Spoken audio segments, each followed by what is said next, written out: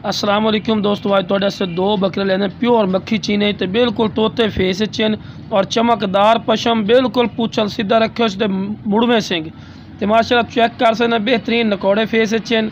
और रेट भी बिल्कुल जायज़ मुनासिब 22,000 रुपये रेट कर रहे हैं, लेकिन पहले कॉल करना इंशाल्लाह और भी रियायत हो जासी। तो माशाल्लाह चेक कर रहे हैं सेहतमंद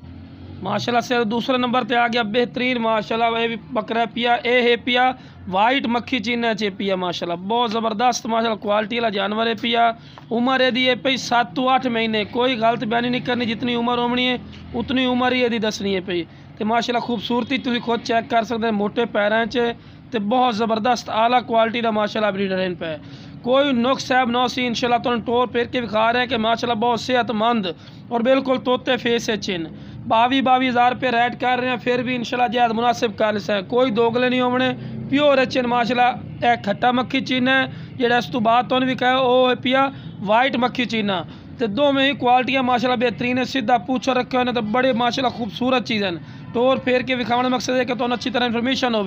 तो माशाल्लाह चीज़ें चेक कर रहे हैं बहुत ज़बरदस्त है, जेड़ा भाई इंशाल्लाह पहले कॉल कर सी उन्होंने ज्यादा मुनासिब राइट ते मिल जासी और माशाल्लाह सारी क्वालिटी वाली चंगी झालर नकौड़े चिन पे